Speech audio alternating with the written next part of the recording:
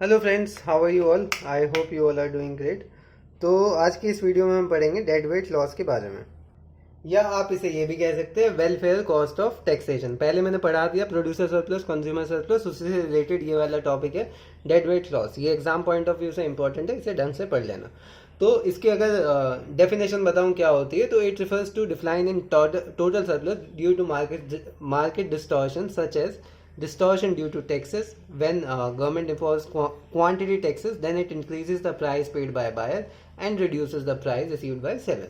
कोई दिक्कत नहीं है, अगर एक भी शब्द समझ नहीं आएगा मैं बता देता हूँ सरल शब्दों में क्या होता है। जो हमने टोटल सरप्लस पढ़ा था पहले, consumer surplus plus producer surplus, उसका कम होना किस वजह से कम होना? ड्यू टू एनी डिस्टॉर्शन, कोई भी बाधा है, मतलब किस प्रकार की बाधा है? जैसे गवर्नमेंट ने क्वांटिटी टैक्स जो है इम्पोज कर दिया। क्वांटिटी टैक्स इम्पोज करने से क्या हुआ भाई, जो बायर को पहले 10 रुपए देने थे, अब उसे टैक्स ऐड करके भी देना पड़ेगा, 12 हो गए।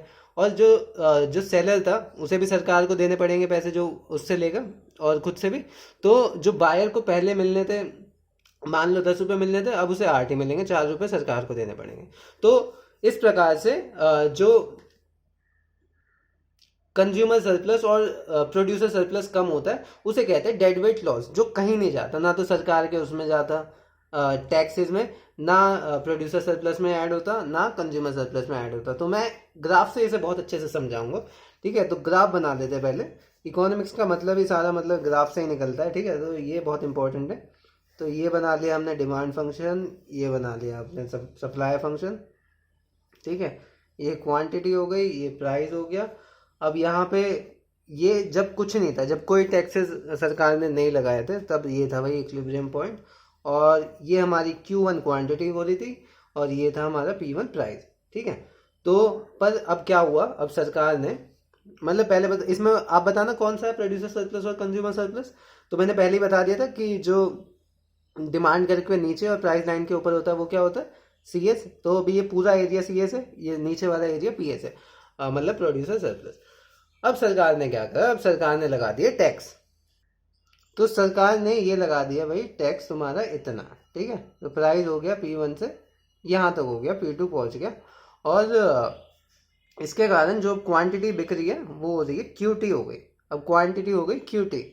तो ये हो गया, मतलब ये वाला प्राइस। अब यहाँ पे अब जो प्रोड्यूसर सरप्लस और कंज्यूमर सरप्लस देखोगे, मैं एरिया को नाम दे देता हूँ अभी, ठीक है? फिर साथ साथ एक बार देखेंगे, ABCDE और ये F हो गया, ठीक है? तो यहाँ पे अब देखेंगे कि पहले प्रोड्यूसर सरप्लस कितना था, और उसके बाद जब टैक्स लगा दिए, ये वाला जो टैक्स था ये सरकार ने लगाया, इसके बाद आपका कितना है प्रोड्यूसर सरप्लस और कंज्यूमर सरप्लस, और कितना चेंज हुआ है, ठीक है? तो बिफोर टैक्स की बात कर लेते हैं। बिफोर टैक्स कंज्यूमर सरप्लस क्या था बताओ? बिफोर टैक्स ये पूरा वाला बड़े वाला ट्राइंगल था, मतलब A+B+C। तो यहाँ पे मैंने जल्दी से टेबल बना ली, आपको अच्छे से समझ में आ जाएगा। कंज्यूमर सरप्लस बिफोर टैक्स कितना था? A+B+C।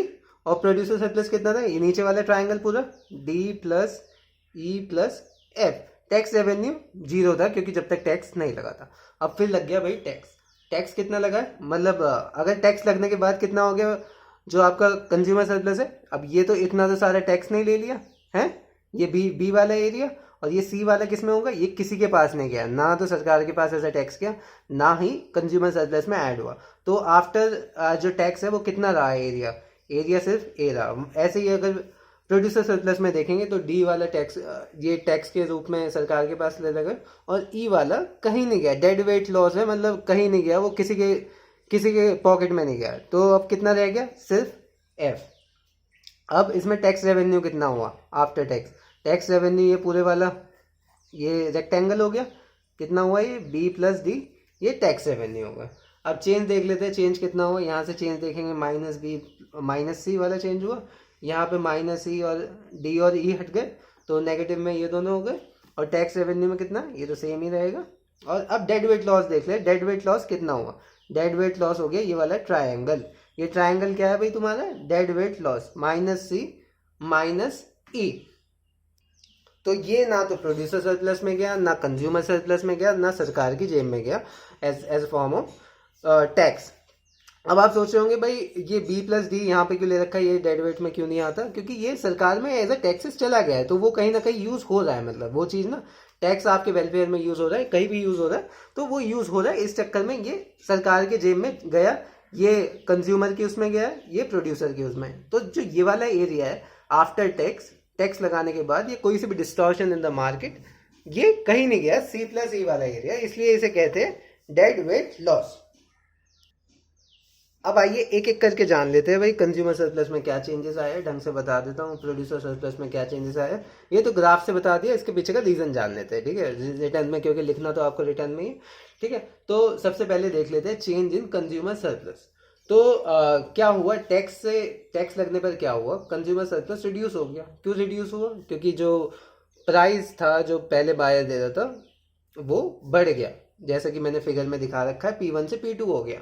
ये प्राइस पहले P1 दे रहा था, फिर P2 हो गया, इस चक्कर में तुम्हारा जो कंज्यूमर सरप्लस है वो कम हो गया। और इसके दो कंपोनेंट हुए, मतलब कुछ कंज्यूमर थे, उन्होंने मार्केट इसलिए छोड़ दी क्योंकि वो गुड को परचेज नहीं कर सकते थे एट दिस हायर प्राइस। ये वाला एरिया किससे मेजर हुआ, ये वाला एरिया मेजर हुआ C से, ये जो C है, तो ये C वाले जो थे ये तो बिल्कुल ही निकल गए कि ये अफोर्ड ही नहीं कर सकते इस हायर प्राइस पे ये खरीदना। दूसरा क्या हुआ, जो रिमेनिंग कंज्यूमर थे मार्केट में, वो उनका जो है सरप्लस कम हो गया, ठीक है, जिसके कारण उनको हायर प्राइस पे करने लगा। और ये वाला लॉस कहाँ से मेजर होगा, ये वाला एरिया है B, ठीक है, ये वाला एरिया B।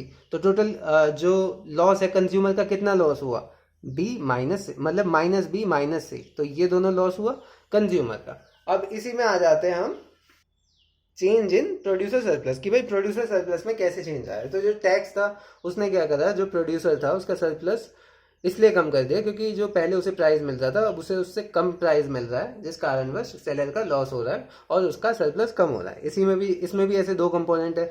कुछ सेलर तो भाई मार्केट छोड़ के चले गए क्योंकि वो इतने कम प्राइस पे प्रोडक्ट को अपने मार्केट में नहीं निकाल सकते, वो बहुत लॉस में जा रहे थे।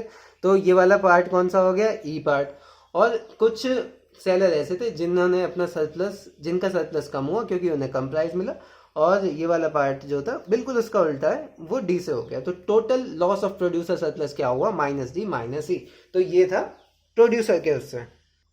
अब जैसे मैं समझा रहा हूँ ना वैसे ही बिल्कुल एग्जाम में वैसे ही लिखना है इसे, ठीक है। अब क्या हुआ, अब बताएंगे हम डेड वेट लॉस क्या हुआ। भाई ड्यू टू क्वांटिटी टैक्स जो सरकार ने इम्पोज करा to get the tax revenue, tax revenue क्या था आपका B+D, ये सारा मेंशन कर देना लिखते लिखते, टैक्स रेवेन्यू आके B+D, और ये सब ग्राफ से एकदम मार्क्स मिलते हैं, पता है। अगर आप क्वेश्चन के साथ ग्राफ बना के 2 मिनट में एक्सप्लेन कम कर दो, मार्क्स बहुत जल्दी मिलेंगे। वहीं आप लिखते चले जाओगे बड़े बड़े पैरा, वहाँ पे एक बारी को टीचर पढ़ने में भी आलकस खाता है और मार्क्स भी कम हो जाते हैं। ग्राफ से सुंदर भी लगता है आंसर और कंसाइज लगता है, ठीक है। तो ये है। तो जो टैक्स, हाँ, जो मैं क्या बता रहा था, क्वांटिटी टैक्स इम्पोज करा गया गवर्नमेंट के द्वारा टैक्स रेवेन्यू पाने के लिए, वो वाला एरिया था B+D। एंड और यहाँ पे नोट करने वाली बात ये है, जो चेंज हुआ है कंज्यूमर सरप्लस में जो कि नेगेटिव था, ठीक है, और जो प्रोड्यूसर सरप्लस में चेंज हुआ है वो एक्सीड करा है किससे, गवर्नमेंट को जो रेवेन्यू मिला है। तो जो total surplus of the society है वो घटा है इसमें, जो total surplus of the society है वो इसमें घटा है, जो किसी के भी हिस्से में नहीं गया। तो उसे वो वाला एरिया कौन सा है वो बता देना, -C -E, मतलब ये C+E लिख देना है, ठीक है। और इस एरिया को कहते हैं dead weight loss of the society, की जो हिस्सा किसी के उसमें नहीं गया और वो बेकार चला गया, ठीक है। अब इसका मैं फॉर्मूला बताऊं कैसे कैलकुलेट करना है, ये आप यहाँ से भी निकाल सकते हो, इसमें तो बहुत ही बेसिक्स है, यहीं लिख के बता देता हूँ। डेड वेट लॉस निकालना है, ये ट्राइंगल बन गया, बीच में परपेंडिकुलर है, फॉर्मूला लगा दो, half into size of tax. Size of tax कितना है, ये आपका साइज ऑफ टैक्स है, ये बेस हो गया ना, साइज ऑफ टैक्स लिख दो बेस लिखने की जगह, साइज ऑफ टैक्स वो यहाँ से आ जाएगा, ये जो वैल्यू गिवन होगी, और इनटू में क्या करेंगे, ये वाला एरिया, ये वाला एरिया क्या है, ये change in quantity, change in quantity, बस आ गया आपका डेड वेट लॉस। तो ये तो हो गई भाई डेड वेट लॉस की कहानी। अब देख लेते हैं क्या क्या फैक्टर्स इसे इफेक्ट करते हैं। Factors affecting DWL, dead weight loss. तो 2 फैक्टर है इसमें बता देता हूँ। पहला तो साइज ऑफ टैक्स, भाई टैक्स कितना लगा रहा है, ठीक है, उसके हिसाब से पता लगेगा कि जो डेड वेट लॉस है वो कितना ज़्यादा हो रहा है। दूसरा होता है elasticity of demand and supply. तो ये दोनों फैक्टर होते हैं जो डेड वेट लॉस को अफेक्ट करते हैं। तो जो मैग्नीट्यूड पहला बताया था, जो मैग्नीट्यूड होता है डेड वेट लॉस का, वो डायरेक्टली वेरी करता है विद साइज ऑफ टैक्स, कि जितना ज़्यादा टैक्स होगा उतना ज़्यादा मार्केट डिस्टॉर्शन होगा और उतना ही ज़्यादा डेड वेट लॉस होगा। ठीक है, तो ये सिंपल सा है, जितना ज़्यादा भाई टैक्स लोगे उतना ज़्यादा मार्केट में डिस्टॉर्शन पैदा होगी, जिसके कारण बस तुम्हारा डेड वेट लॉस भी इंक्रीज हो जाएगा। मैं डायग्राम से भी दिखा देता हूँ। जैसे ये वाली लाइन यहाँ पे है भाई, अगर यहाँ पे कर देते, इधर इधर इधर कर देते, टैक्स बढ़ा देते इतना लंबा, तो ये एरिया बढ़ जाता है या नहीं, ये C+E का। तो उसी हिसाब से जितना ज़्यादा होगा उतना बेकार होगा, मतलब डेड वेट लॉस उतना ही ज़्यादा होगा। अब दूसरा आ जाता है elasticity of demand and supply. तो इसका वही है भाई, कर्व जिस हिसाब से, मतलब बेसिकली क्या होगा, जितना जो आपका चेंज इन क्वांटिटी है, जितनी ज़्यादा चेंज इन क्वांटिटी होगी उसका मतलब ज़्यादा इलास्टिसिटी होगी, और जितनी ज़्यादा चेंज इन क्वांटिटी होगी greater will be the dead weight loss. वो आप ग्राफ बना के देख लेना। इसे, इसी लाइन को अगर इसे ऐसे ले जाऊं तो एरिया और ज़्यादा आ जाएगा इसमें। तो इस हिसाब से ऐसे है कि जितना ज़्यादा इलास्टिक होगा उतना ज़्यादा आपका डेड वेट लॉस भी इंक्रीज हो जाएगा। ठीक है, तो ये दोनों फैक्टर्स थे जो इसे अफेक्ट करते हैं। एक छोटी सी डेफिनेशन और बता देता हूँ आपको। लॉफर्स कर्व कह दीजिए, लेफर कर्व। तो ये कर्व होता है जो एक्सप्लेन करता है relationship between size of tax और गवर्नमेंट टोटल टैक्स रेवेन्यू। तो यहाँ पे आपका टैक्स रेवेन्यू आ जाता है, यहाँ पे टैक्स साइज आ जाता है, और इसका ग्राफ कुछ इस प्रकार से बनता है। ठीक है, और अगर आपका इलास्टिसिटी ऑफ डिमांड या इलास्टिसिटी ऑफ सप्लाई जीरो, तो कोई भी डेड वेट लॉस नहीं होगा डिस्पाइट ऑफ टैक्सेस, क्योंकि आप बना के भी देख सकते हैं। यहाँ पे अगर सीधा होगा और कोई सा भी कर्व बना लीजिए, मतलब डिमांड सप्लाई का, तो यहाँ पे कोई ऐसा एक ट्रायंगल बनने की वो ही नहीं आएगी कि ट्रायंगल बने, या तो पूरा प्रोड्यूसर के पास जाएगा या पूरा कंज्यूमर के पास। तो ऐसा कुछ होगा। तो अगर टैक्स रेवेन्यू लगा भी देंगे तो ज़्यादा कुछ फ़र्क, मतलब बिल्कुल भी फ़र्क नहीं आएगा, डेड वेट लॉस होगा ही नहीं सोसाइटी में। ठीक है, तो आपको ये समझ आई गया होगा। और इसमें भी कुछ नहीं है, इसमें ये है कि सरकार जो है टैक्स रेट बिल्कुल ज़्यादा नहीं बढ़ा सकती, क्योंकि अगर मतलब ये नहीं कितना ही बढ़ाती रहे उसका टैक्स रेट ज़्यादा ही आएगा। तो एक ऑप्टिमल लेवल होती है जहाँ तक उसको टैक्स रेट मैक्सिमम मिल जाएगा। अगर उससे ज़्यादा सरकार बढ़ाएगी तो कंजम्पशन और इन्वेस्टमेंट एक्टिविटी कम हो जाएगी, लोग सोचेंगे कि क्या ही करना, तो उस प्रकार से उसका टैक्स रेवेन्यू सरकार का कम होता फिर गिरना शुरू हो जाएगा। तो ये ऑप्टिमल साइज़ है। सरकार अपने हिसाब से ये नहीं है कि टैक्स रेट बढ़ाती जाए और वो उसे टैक्स रेवेन्यू भी बढ़ता जाए। तो ठीक है, तो ये रिलेशन इसमें लॉफर कर्व के द्वारा सरकार ऐसे ये निकालती है कि जो ये पीक पे है ये वाला बेस्ट होता है। तो आशा करता हूँ आपको जो भी समझाया हो बिल्कुल क्लियर रूप से समझ आ गया हो। तो धन्यवाद दोस्तों वीडियो को इतने प्यार से देखने के लिए। मिलते हैं नेक्स्ट वीडियो में, तब तक के लिए बाय बाय।